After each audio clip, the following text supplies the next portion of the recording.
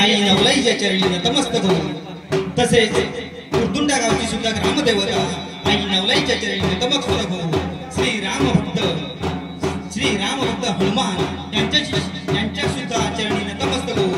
आपल्या समोर एक सुंदर असा आणखी देखावा आपल्या समोर सादर केला. वाली आणि सुग्रीव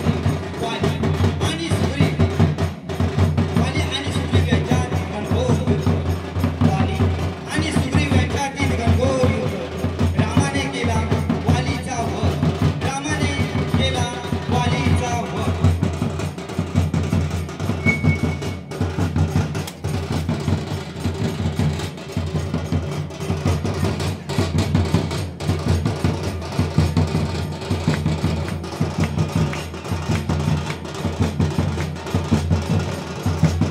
रामायणातील एक प्रसंग सुग्रीव आणि वाली यांच्यामधलं हे द्वंद्व युद्ध आपल्याला या ठिकाणी अनुभवायला मिळतं. आणि प्रभू रामचंद्राने आपल्या अक्षय बाणाने वालीचा वध केला आणि निश्किंदा नगरीचं राज्य सुग्रीवाला सुपूर्द केलं. आणि या निश्किंद नगरीचा राजा सुग्रीव प्रभू रामचंद्रांच्या कृपाशीर्वादाने झाला. अतिशय सुरेख अमोलकर आपण प्रभू रामचंद्रांच्या रामायणातील वाली आणि सुग्रीव युद्धाने आपण सुरुवात करून एक सुरेख असा देखावा आपल्यासमोर पेश केलेला आहे. जोरदार टाळ्या होऊ देत अंबोली पथकासाठी. या मंडळाच्या विनंतीला मान देऊन आपण या ठिकाणी आलात, आपली ही कला पेश करण्यासाठी आपण दाखल झाला त्याबद्दल मंडळाच्या वतीने आपल्याला मनापासून धन्यवाद.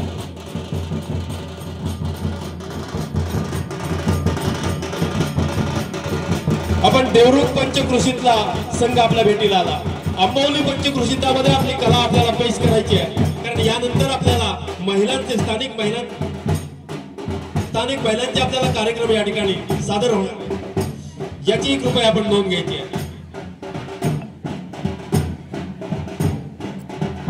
आपली वेळ सुरू झालेली आहे आणि ढोल ताशा पथका हे पथकाचं आगमन या ठिकाणी होतंय. काही क्षणातच पालखी नृत्य करणारे कलाकार या ठिकाणी दाखल होते. अंबोलीकडे आपण पाहिलं तर अगदी बुजुर्ग मंडळी सुद्धा या पथकामध्ये आपल्याला सामील झाली. जवळपास 70-65 वर्षाची मंडळी सुद्धा या पथकामध्ये आपल्याला दाखल झालेली पाहायला मिळते.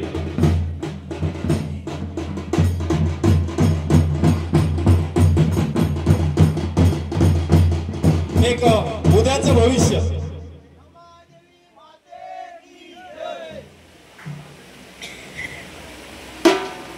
नवलाई देवीच्या नावाचा जयघोष करून अंबोली पालखी नृत्य पथक आपला नृत्य आविष्कार दाखवण्यासाठी सज्ज होतो. जुन्या नव्याचा संगम आपल्याला पाहायला मिळतो. एका बाजूला इकडे ढोल ज्याने आपल्या गळ्यात घातलाय, जवळपास 70 पार केलेली ही बुजुर्ग मंडळी या ठिकाणी आपल्याला पाहायला मिळते. तर ज्याच्या हातामध्ये आपल्या हिंदू धर्माचं प्रतीक असणारा भगवा ध्वज आहे, तो एक ते 8-9 वर्षांचं लहानगण लेकरू आपल्याला पाहायला मिळतं. म्हणजे 9 वर्षापासून ते 70 ते 75 पर्यंत बुजुर्ग मंडळी या पथकामध्ये आपल्याला पाहायला मिळते. जोरदार टाळ्या होऊन एक वेगळा नृत्य आविष्कार आपल्या समोर अंबोली पथकाने सादर केला.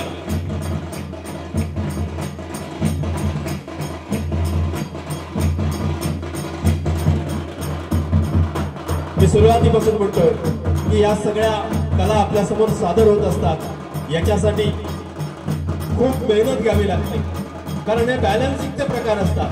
बॅलन्स सांभाळणं किती महत्वाचं असतं. हे कसरतीचे खेळ जे आपण बघतो सर्कसमध्ये, तशा प्रकारे हा छोटा मुलगा किती निर्भयपणे, की कोणत्याही प्रकारचा भीती त्याच्या चेहऱ्यावरती नाहीये, तो शांतपणे उभा आहे आणि आपल्या नवलाई मातेचं स्तवन करतोय.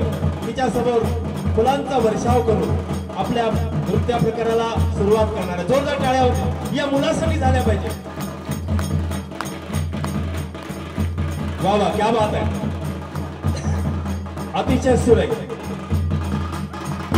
3 पथकामधून आपल्याला वेगवेगळ्या नवीन नवीन चाली, नवीन नवीन नृत्य आविष्कार आपल्याला अनुभवायला मिळणार आहेत, पाहायला मिळणार आहेत.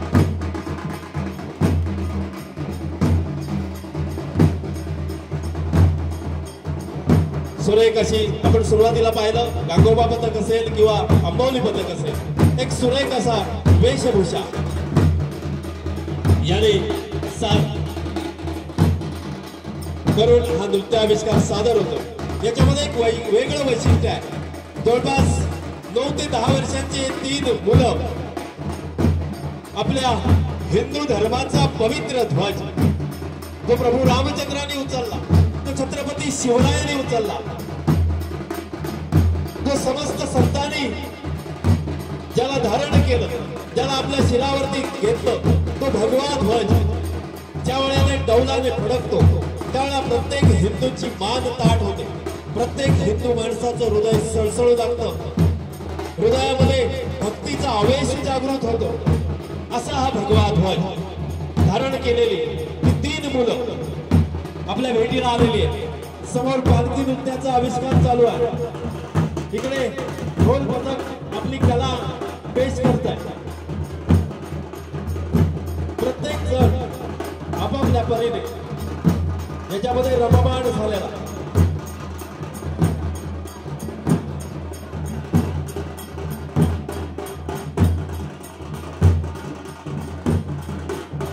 आपल्याला या ठिकाणी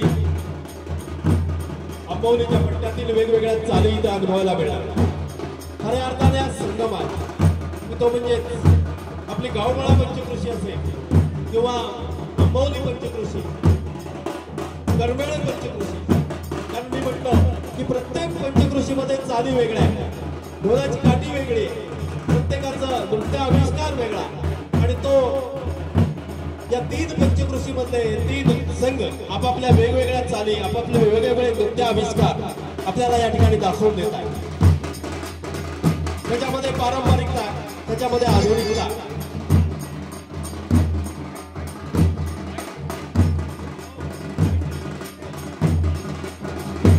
ज्याप्रमाणे आपण एखादा गवताचा भाला पाठीवरती धारण करतो त्याच पद्धतीने पालखी पाठीवरती धारण केलेली आहे आणि पालखी नृत्याचा हा आविष्कार आपल्या समोर या कलाकाराने पेश केलेला. संघांना विनंती आहे, आपल्यासाठी मंडळाने 20 मिनिटांची निर्धारित वेळ दिलेली आहे. कारण आम्हाला या पालखी नृत्यानंतर स्थानिक महिलांचे कार्यक्रम या ठिकाणी संपन्न होणार आहे, याची कृपया आपण नोंद घ्यायची आहे.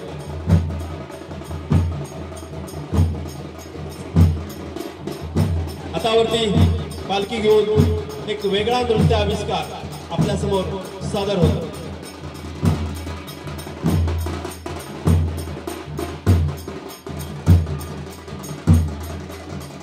बघा पुढची चाल कोणती आहे, बघूया अंबवलीची. आपल्याला एक पारंपरिक चाल आपल्याला अनुभवायला मिळते, पाहायला मिळते.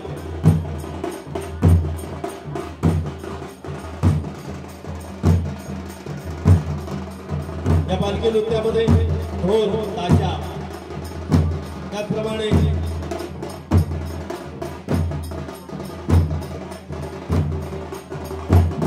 आमचे बुजुर्ग व्यक्तिमत्व वासुकाका लिंगायत याने या छोट्या मुलांसाठी खाऊसाठी 200 रुपयांचं बक्षीस दिलेला. वासुकाकांसाठी जरा टाळ्या होते.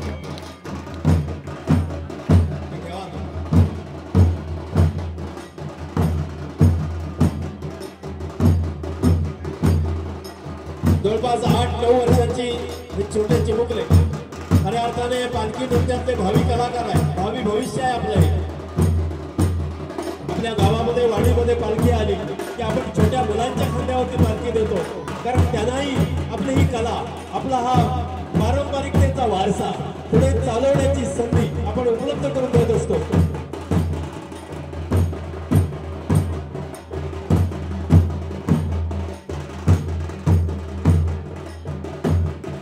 वा क्या बात आहे, अतिशय सुरेख असा ठेका आहे.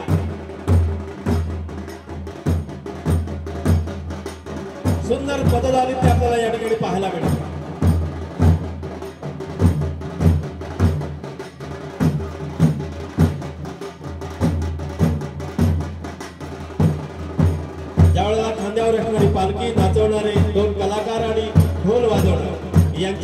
सुरेख संगम असतो त्यावेळेला एक मनाला मोहवणारा असा नृत्याविष्कार इथं दांडिया नृत्य आपल्याला पाहायला मिळते. पालखी नृत्यामध्ये दांडिया नृत्य. इथं भगवान कृष्णाची आठवण आहे. दांडिया म्हणतो की भगवान कृष्णाची आठवण.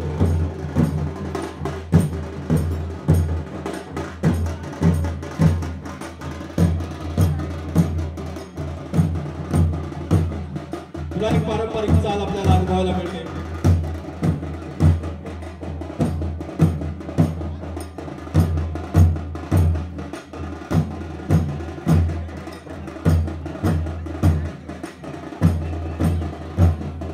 वेगळा एक सुरेख मनोरा आपल्या समोर सादर होतोय. दोघांनी पालखी आता धरलेली आहे, पण दोघांचे पाय आहेत पालखी ज्यांनी खांद्यावर धारण केलेले आहे त्यांच्या कमरेजवळ आहे.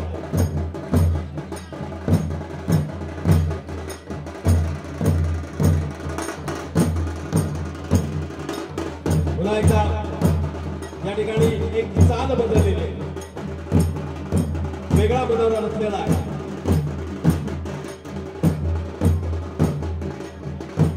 सुरेख चाल.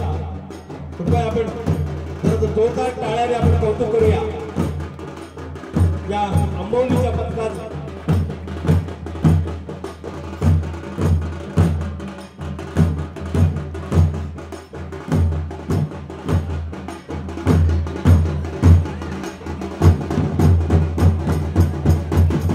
या हनुमान सेवा मंडळाच्या वतीने निमंत्रित संघामध्ये आपल्याला पालखी नृत्याचा आविष्कार अनुभवायला मिळतो, पाहायला मिळतो. वेगवेगळ्या वाद्यांच्या चाली, वेगवेगळ्या पालखी नाचवण्याच्या चाली आपल्याला अनुभवता याव्यात, पाहायला मिळाव्यात याच उद्देशाने हे शिवधनुष्य या मंडळाने उचललं आणि ते नेले या पेलूने दाखवलं. इतकं सुरेख वेगळं असं आयोजन आणि संयोजन जय हनुमान सेवा मंडळाच्या वतीने आपल्याला पाहायला मिळते. कारण हा कार्यकर्ता जवळपास 143 किलोमीटर अंतर पार करून ही मंडळी एक मशाल घेऊन, ज्योत घेऊन पाचल सापळ या ठिकाणी श्री रामदास स्वामींनी त्या प्रत्येक वेशीवरती हनुमंताचं मंदिर असतात की गावाचं रक्षण करतात, की जिथं रामनामाचा जप असतो तिथं हनुमंताचं वास्तव्य असतं. कारण मी सुरुवातीला म्हटलं की ज्या देवतेचं वास्तव्य चारी युगामध्ये, सत्य युगामध्ये, ज्यानं बजरंगबली या रूपाने 11वा रुद्र म्हणून, ज्या भगवान शंकराचा 11वा रुद्र म्हणून सत्य युगामध्ये बजरंगबली हे रूप धारण केलं. कारण सत्ययुगामध्ये पृथ्वी तप्त होती. या पृथ्वीवरती कुठेही पाण्याचा लवलेश नव्हता. आणि मग सर्व देवतांनी भगवान शंकराची आराधना केली आणि भगवान शंकराने 11 रुद्रांना पाण्याचा अंश निर्माण करण्याची आज्ञा दिली. 10 रुद्रांनी असमर्थता दर्शवली, पण 11वा रुद्र जो हर नावाचा होता, या 11व्या रुद्राने या पृथ्वीवरती पुन्हा जलतत्व आणलं. स्वतःचं शरीर त्यानं वितळवलं आणि भगवान शंकराने या 11व्या हर नावाच्या रुद्राला एक वेगळा शरीर दिलं आणि तोच म्हणजे बलाढ्य असं वानर रूपाने, बजरंगबलीच्या रूपाने पहिलं या मारुतीरायाचं आगमन सत्ययुगामध्ये या पृथ्वी तलावरती झालं. आणि मारुती या रूपामध्ये प्रभू रामचंद्राच्या जोडीने भगवान शंकराने रामनामाचा जप हनुमंताला दिला सत्ययुगामध्ये. आणि त्रेतायुगामध्ये हनुमंत या नावाने प्रभू रामचंद्राचा सेवक म्हणून या 11व्या रुद्राने म्हणजे हनुमंताने आपलं रूप धारण केलं. तर द्वापार युगामध्ये सुद्धा भगवान कृष्णाला मदत करण्यासाठी, पांडवांना मदत करण्यासाठी या हनुमंताने या धर्मयुद्धामध्ये आपला सहभाग नोंदवला. आणि या कलियुगामध्ये सुद्धा भगवंताने, भगवान रामाने ज्याला चिरंजीवी असा वर दिला, असा हा रामभक्त हनुमान याच्या जन्म उत्सवाच्या पूर्वसंध्येला आयोजित पालखी नृत्याचा सुंदर आविष्कार आपल्याला या ठिकाणी पाहायला मिळतो. पुन्हा एकदा एक वेगळी चाल आपल्याला या ठिकाणी पाहायला मिळते. दोन कलाकारांनी पालखी आपल्या खांद्यावरती घेतलेली आहे आणि सुरेख पदनाट्य सुरेख नृत्य आविष्कार आपल्याला पाहायला मिळतो.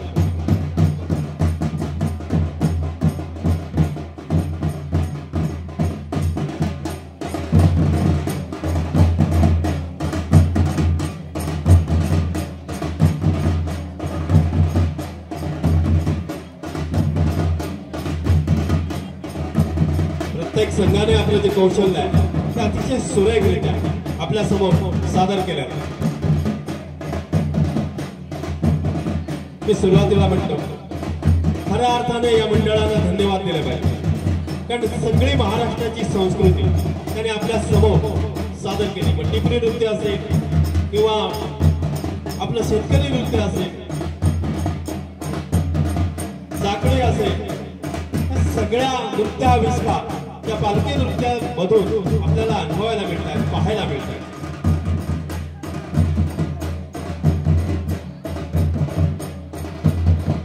थोडंसं सादर मी आपल्याला भांगडा नृत्य जे आपण पंजाबी लोकांचं म्हणतो तशा पद्धतीचा एक नृत्य आविष्कार आपल्या भेटीला या पथकाने सादर केलेला आहे. ते आपलं एक पारंपरिक चाल.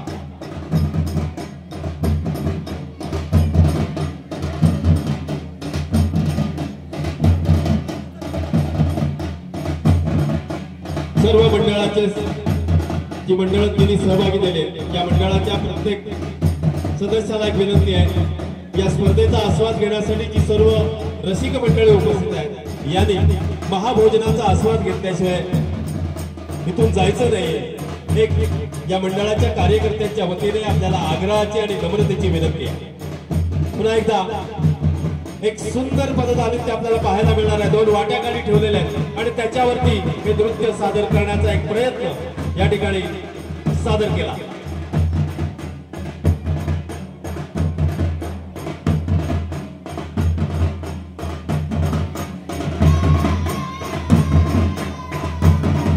पराग ठेवलेली आणि त्याच्यामध्ये पदनाट्य सादर करून एक सुरेख एक नृत्य आविष्कार आपल्या समोर या मंडळाने सादर केला.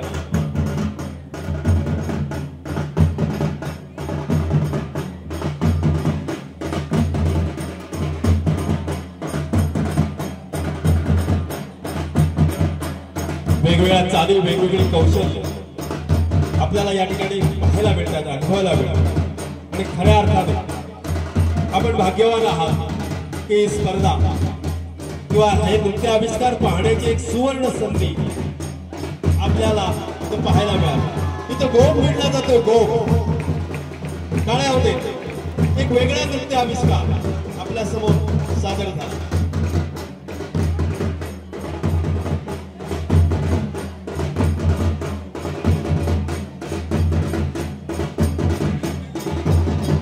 मी सुरुवातीला म्हटलं की पालखी नृत्यामध्ये जुन्या नव्याचा संगम आपल्याला पाहायला मिळतो. ज्या वेळेला आपली कला आपल्याला टिकवायची असेल तर नुसतं जुनं नव्हे तर त्याच्यामध्ये आपणही भर घातली पाहिजे. आपण एक नाविन्यपणा त्याच्यात निर्माण केला पाहिजे, आणला तरच ती कला वाढली जाते, जोपासली जाते. वा वा, क्या बात आहे.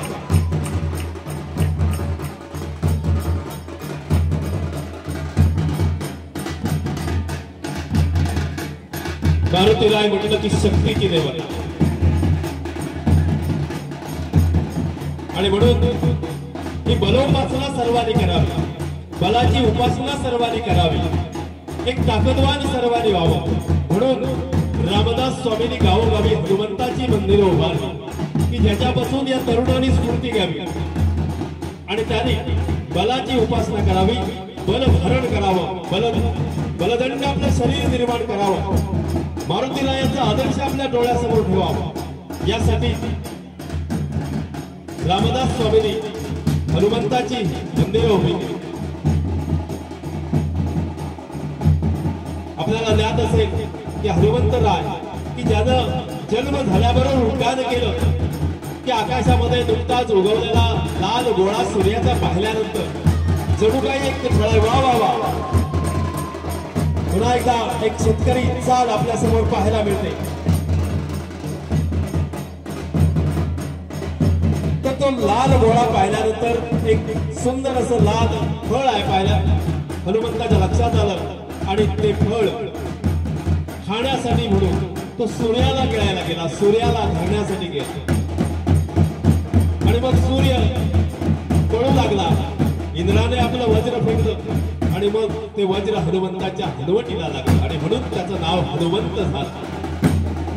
याच हनुमंताने पुढे सूर्यनारायणाला आपला गुरु मानलं आणि आपण जे सूर्य नमस्कार घालतो हे पहिला सूर्य नमस्कार ज्यानं घातला तो हा हनुमंत. की सूर्य नारायणाला गुरुदक्षिणा काय द्यावी असा प्रश्न हनुमंताच्या समोर निर्माण झाल्यानंतर हनुमंताने सूर्याची 12 नामं धारण करून नामस्मरण करून या सूर्याला खऱ्या अर्थाने सूर्य नमस्कार जे आपण घालतो ते सूर्य नमस्काराचा पहिला उद्गार करता हा हनुमंत आहे. हा सगळा इतिहास, ही सगळी आपली पारंपरिकता आपल्याला माहिती असली पाहिजे, आपल्याला त्याची जाणीव असली पाहिजे आणि खऱ्या अर्थाने आपण बलाची उपासना करू लागलो की हनुमंताची उपासना होईल असं मला तरी वाटतं. पुन्हा एकदा एक वेगळा आविष्कार आपल्या समोर सादर होतो.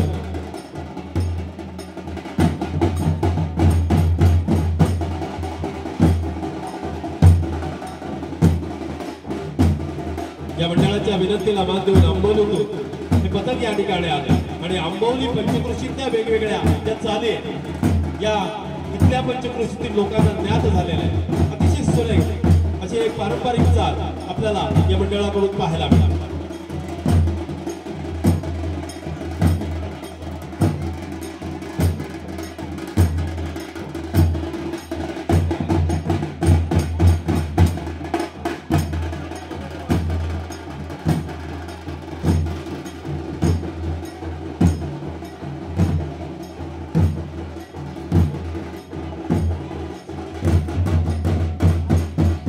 आंबोली पथक आपला अंतिम मिनिट चालू झालेला आहे. आपल्याला जी निर्धारित वेळ दिलेली आहे 20 मिनिटाची त्याचा अंतिम मिनिटाचा अवधी आपला चालू झालेला आहे.